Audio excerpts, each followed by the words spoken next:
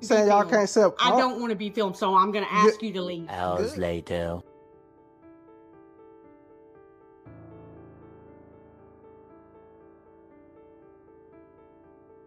How you doing? She kind of filled me in on what was going on. Did she explain to you that they can't sell baby formula like once they return it? After she already did. Okay, it's time to go. So if it's and you're against banned the law, from here. They don't want you back in here. okay. So if you come back, what's your name? You don't need my name. Oh yeah, I do. You sure you know the law? Yes, sir. I think I know the law. Okay. In this incident, a citizen engaged in a heated encounter with two police officers over his refusal to provide his identification. The encounter began when the officers approached the individual and asked for his name. The citizen, asserting his knowledge of the law, questioned the officer's authority to request his identification without reasonable cause. So what's happened? I really don't want to talk about it now because That's fine. you I've been what? you breaking my constitutional rights, sir. Oh, I am. Okay. I promise you are. Okay. But I just like you don't Haven't want to broken explain to your me, I'm not gonna constitutional teach you. You should already know these things. So The younger officer, seemingly more informed about citizens' rights, attempted to explain to the older officer why the individual was not legally obligated to provide his name. They'll try to get you to put your hands on them and try to get you to put them in trust. I know, Pete. Just listen. But if he called it a disturbance, I understand completely. But their goal is his name. Their goal is they want Check to him for sue. warrants. no, Their you're goal breaking is- my constitutional rights goal is they by want to threatening sue. to take me to jail for not giving you my name when I haven't committed a crime. The citizen expressed his frustration with the older officer for attempting to infringe upon his constitutional rights and accusing him of breaking the law. You're the one wanting to cause trouble, not me. No, I don't. Yeah. I would have just left. But you thought I didn't know what I was talking about. You thought you was just gonna break my constitutional They rights. wanted you gone. I want to ban you. I want to run your That's ID. fine. and I ain't check you for broke a law warrants though. And then let you go. I ain't but broke. since now you want to stay and you want to wait for my supervisor to come and talk to you, we gonna stay here and we're gonna wait on him. He gonna come talk to Okay. you. He ain't All right. coming to talk to me, He buddy. gonna talk to you. All right.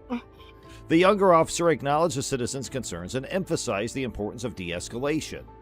As the conversation unfolded, the older officer initially insisted that the citizen was being detained and would have to wait for a supervisor. However, once the younger officer clarified that the citizen was not required to show his ID, the older officer changed his stance and expressed a desire to leave. The citizen pointed out the inconsistency in the officer's behavior, highlighting how the officer had initially claimed he was being detained but now was ready to depart. He came in and barged in on me like I don't know my rights and I ain't got none at all. So But you know, Ask him the name. there's constitutional rights, there's federal law, and then you got state law. nothing too, right? trumps those constitutional rights, sir. Nothing. You should know that. Okay. Just in case you have to, just in I got case you lose your badge, I got you. you should understand that your constitutional rights. Hey, if you got That's me top here, dog, buddy. you got me here, you got me here. But guess But what? you've been nice, man. Yeah. I appreciate you. I promise, man. So Good can I- energy, Can man. I ask you a question? Yeah, go ahead. Go ahead. Have I been ugly? Have you got any money yet? Any money? Yeah. Plenty. From suing? Nah, I don't need to do that. So Oh, I you haven't have- been nice Nah, to you? I don't need Okay, to- How was I not nice I to you? asked him, man. I Did I didn't ask you your name? Hey, it's all good. I- I'm nah, not worried about it. Pete, yeah. ask him. He told me I was resisting arrest in front of all I never these told you that. in front of all these people in You Walmart said, as if "Why I'm a do I have criminal, to give man. your name?" I I said, was like, "Because man, come on, man. you said- But you did you not tell me I had to give you my name? huh? Did you not tell me I had to give you Well, my I said name? you needed So to. here's No, what you I'm said you had to Yeah, give me. here's what I I'm had gonna to teach give you my name. It's hot. I'm gonna sit in my beautiful AC car. Man, you while we blessed, wait on my man. I supervisor. got to stand out here and wait on the supervisor, man. It is hot. The conversation continued with discussions about constitutional rights and the role of law enforcement in protecting the public. The citizen asserted that his constitutional rights were more significant than any potential disturbance at a Walmart store, referencing his right to privacy and freedom from unwarranted searches or detentions. The officers defended their actions, citing a disturbance at the store as the reason for their inquiry. Because I got stuff I got to do, but you got me No, detained now. well- So we got each other detained. Well, you should have He's on his came way. in. You talk to him, and then I'm out of here. You should have came with a de-escalating spirit and not the one you in. Okay. Okay. Get me on camera. Unlawful detainment for what? For what? All of the disturbance in Walmart. I ain't caused no disturbance. I was as quiet as wasn't here, a but mouse that's what standing they right called there. us. When you look on my call, It's on camera. the signal on the call says a 25, which is a disturbance. Does that camera lie? Neither does mine. That's right. You But I understand? wasn't here when the disturbance was going on. You didn't care to Did be their here. You cameras could have got lie? my Because side. they probably have cameras on the whole You could have thing. got my side. Tried to. No, you didn't. But you just want to It's talk on about camera. constitutional rights, Right. and you want to talk about pot stirring stuff because you're trying to stir a My pot. constitutional rights is more important than you trespassing me from Walmart for something you ain't even discussed amongst us. Yeah. This I is just a asked you what your name was. This is a private owned I business. asked you what your name I'm was. the public. How is it wrong for me I'll to pay ask you. what your name is? I'll pay you. How is it I live wrong? right around the corner. You just I ran wear my name. name on here. You How- just ran how my is it name. wrong I'll for me pay to my ask- taxes that pay you. Throughout the interaction, tensions escalated, with the citizen becoming increasingly frustrated with what he perceived as a violation of his rights. The encounter concluded with the arrival of a supervisor who took over the situation. The citizen expressed his desire to have his side of the story heard, but the conversation reached an impasse as the officers maintained their position. For Presley, badge number is 1679. Thank you, sir. Yeah. He just broke He my wanted to talk to constitutional me. right. Okay. The hell's that? Under the threat of arrest, he told me I had to give him my name and I hadn't broken the law. Well, I just want you to explain to him that The incident raises questions about the officers' understanding of citizens' rights and their handling of the situation.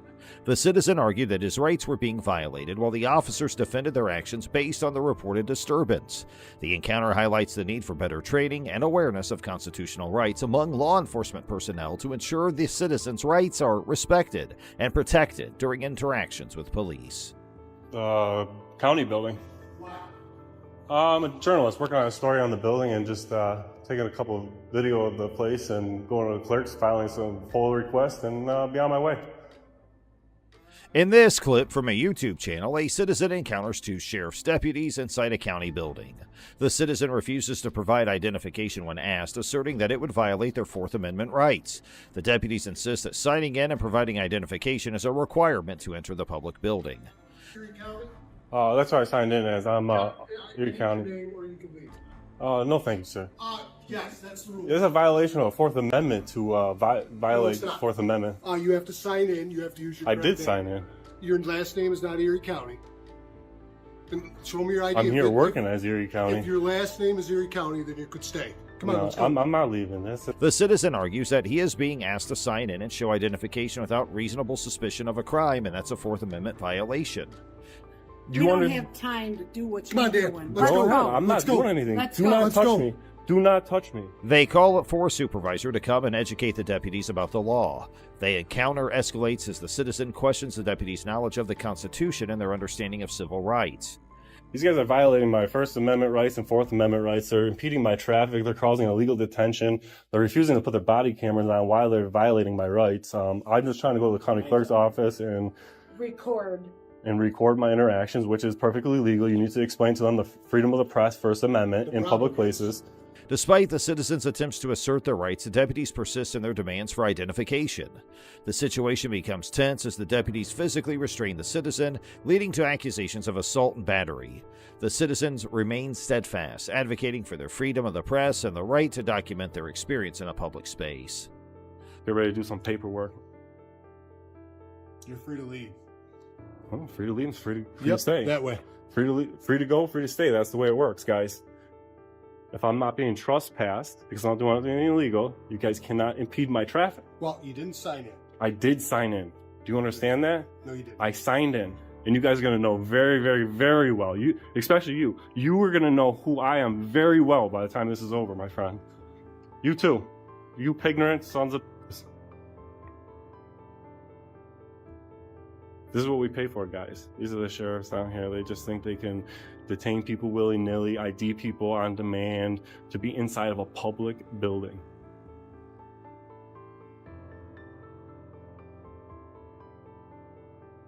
What do you want to be, sovereign citizen types? No, I don't have a badge like that. Those are the sovereign citizens. They can violate people's rights and get away with it and have these big stupid smiles on their faces and shit. Yeah, those are the real sovereign. Look at her. She knows that's a sovereign citizenship. Look at that smile. She can't even hide it. That's real sovereign citizenship right there.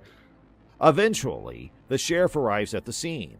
The citizen expresses their concerns about the violation of their civil rights, including the deputy's demand for identification and the refusal of service at the county clerk's office. The sheriff defends the deputy's actions, stating that the situation is being addressed. How are you, sir? You're the sheriff of the county? This deputy and that deputy is violating my civil rights. They are also put their hands on me and assaulted me or battered me unlawfully because they do not have a lawful command to tell me to turn my camera off in this public space.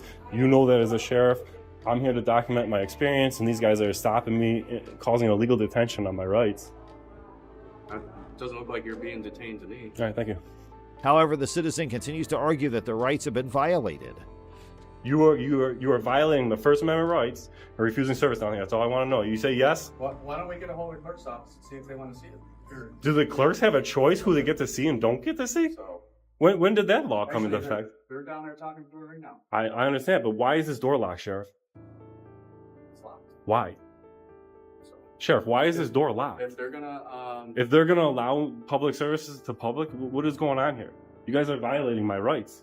there's no rights being violated. There's no rights being violated? I can't go to the county clerk's office because of why? I'm Because sure of the you'll be able camera? to get there at some point. When you educate your officers about my First and Fourth Amendment rights, they think they can get ID out of me to come into a public building. Do you agree with that, Sheriff? Sheriff, do you have to show ID to get into this public building? Do you have to show your driver's license? You have to write your name down. I did write my name down there, who I am. Throughout the clip, the deputies display a lack of knowledge about constitutional rights and demonstrate a dismissive attitude towards the citizens' concerns. The encounter sheds light on the need for better education and training within law enforcement regarding citizens' rights and the importance of respecting those rights during interactions. The clip concludes with the announcement that the sheriff involved is retired and the failure of the department in handling the situation was exposed in local news coverage. The citizens' resilience in standing up to harassment and bullying is commended, and the clip serves as a reminder of the significance of holding law enforcement accountable for their actions. In the incident, Anthony X, a knowledgeable individual, engaged in a confrontation with patrol officers who approached him while he was recording in a public area. Am I detained? You're detained for reasonable suspicion right now, okay? Of what crimes? Is that a misdemeanor or felony? I believe it's a misdemeanor right now. Anthony X asserted his rights and cited California Penal Code 148G and the Tom Bain Civil Rights Act to emphasize that his filming activities were protected by law. The camera walking around, you have no right to detain me. Just so you know, if you interfere with my activity in any way, shape, or form, you will be in violation of California Penal Code 148.G and the Tom Bain California Act, which you can use your qualified immunity. I will sue you personally. 152.2 subsection B. Okay. Think your words wisely. Once again, am I free to go? Am I free to go? He firmly stated that the officers had no right to detain him and warned them about potential legal consequences for interfering with his constitutional rights. After asserting his freedom to go, the officers acknowledged that he was not being detained. It's public. I've never been trespassed from this area. Stay off the secured. I've never been in a secured area. Stay off the secured airport property. All right, do me a favor, and I'm open to a cordial conversation. Since I'm not detained at this moment, I have no problem. You're free to go. At this point, no, I'm just curious. Nope. So, There's no detention or anything. okay, so I'd like the incident number, please. I will be doing a FOIA request on all information and body cam. Anthony X requested the incident number and expressed his intention to submit a Freedom of Information Act request for all relevant information and body camera footage. The incident highlighted the importance of citizens' awareness of their rights and holding law enforcement accountable for respecting those rights. Sorry? That's not the way this goes. Who are you? I'm Sergeant Barry Antis, Fort Wayne Police Department. How are you? Good. What's your name? I didn't give it. I know. I want to know what your name is. I don't care what you want. Well, that's not the policy. The Secret Service. I don't care. Then why don't they come out here and talk to me? They will in a moment. Okay, go ahead. Am I being detained? What's your name? Am I being detained? What is your name? Am I being detained? Throughout the interaction, the citizen emphasized his rights and challenged the officers to justify their actions. He adamantly refused to comply with their demands, aware that his rights were being infringed upon. The citizen recognized the importance of knowledge about local laws and confidently navigated the situation using legal citations to support his arguments. Nope. All right, stop. No. Am I being detained? Yes, you are being detained. Am I being detained? Identify who you are. That's not the way this goes. Well, I don't care what you say. Okay. Excuse me, sir. Excuse me. I'm not. Sir, no. The Secret Service has I don't care. To identify I don't care what they want. Okay. That's not the way this goes. I understand that. Show me the law. The incident shed light on the issue surrounding law enforcement officers' reliance on ID requests without reasonable cause. The citizen demonstrated the significance of understanding one's rights and the laws governing such encounters. By standing his ground and refusing to provide identification when it was not required by law, he effectively challenged the officer's authority and highlighted their lack of legal justification.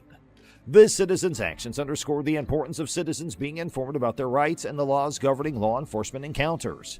His knowledge and assertiveness in the face of an overzealous response from the officers served as a powerful reminder of the need for accountability and adherence to proper protocols and law enforcement practices. Police officers protect us from the evil people out there, but what if they turn out to be one among them? Today, we are going to reveal 3 female police officers who became the most wanted criminals and committed the unthinkable. Who are these female police officers? What did they do? Rose Valentino was a highly skilled police officer who had shown her immense dislocation and hard work towards her occupation in the police service. But an incident threw her off from her good record track and cut her name forever from the Cincinnati police officer list. She said she became angry after a teenage student gave her the middle finger when she was over at Western Hills High School. She was a star looked upon by her fellow officers. Her appearance in the TLC reality tube show gained her several fans. She had a positive attitude and was on good terms with most of the people she came across.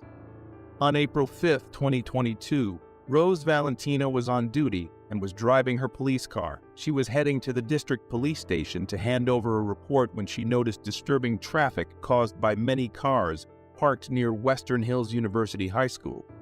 She was in the driveway and found it very difficult to drive as these cars were linked up before her as an obstacle. Even though she was in no hurry, she became very furious and switched on her sirens and light. The people who were in the cars were the parents of the students studying in the high school. They all came to pick up their children after school hours. Rose Valentino was aware of the situation, but she couldn't control her anger. She started being verbally angry and demanding they move their cars. Her window was down and she started yelling at the people to move their cars and provide her with a way out. A black male student was Fossa pointed with the furious behaviors of Rose Valentino Demguille. He put up his middle finger. This was spotted by those, and she became even more furious. She reached a stage where she was no longer in control of her emotion. She started verbally abusing the boy by speaking mean words. She then started shouting the N-word, and this was heard by the crowd. Her frustration was due to the long lines of traffic and the ignorance shown by the people who did not move their cars. The incident was known to the public as it was recorded by the board camera in her car. Otherwise, she would have escaped the situation way before. As it was a recorded incident and primary evidence is there, actions had to be taken against her. The white police officer uses racial slurs against a high school student. This was the heading that covered all the newspapers and media. Rose Valentino was the one who claimed that the student showed her the middle finger. She has no evidence to prove her claim. Her board camera only recorded her racial slurs and aggressive behaviors. The student was not even visible in the board camera. Her claims will not stand on their own in court. She needs to prove it with evidence. As we look into the matter, we understand that Western Hills University High School is primarily filled with black students. Around 70% of the classroom strength is occupied by black students, was the interim police officer, and she thoroughly checked the circumstances and reason for Rose to lead up to get sort of character. City officials approved the recommendation of Teresa. Rose Valentino no longer enjoyed her role in the police service. The Cincinnati Police Department did not want a person like Rose Valentino to work for them. The next story is about Megan Hall, a patrol officer of Laverne. Her story would shock you forever. 4 officers got suspended along with Megan Hall for engaging in sexual acts during service. Juan Lugo Piers, Lewis Powell, Seneca Shields, and Henry T. McGowan were the 4 police officers who got the suspension. What did they do?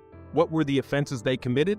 Patrick Magliocco, Larry Holliday, and Gavin Schubrel were faced with immediate suspension. Jason Cole, Laverne's mayor, received information that Megan was having several affairs in her department. An investigation was conducted to find out the truth. Magliocco was the first to admit to having sex with her, and she even kissed his wife after discovering that he had an open marriage. Since the spring of 2022, Magliocco and his wife was engaging in sexual acts with Hall. They were even caught by her husband, but were not accused of anything severe. Powell was married when he had oral sex with Mayegan while on duty.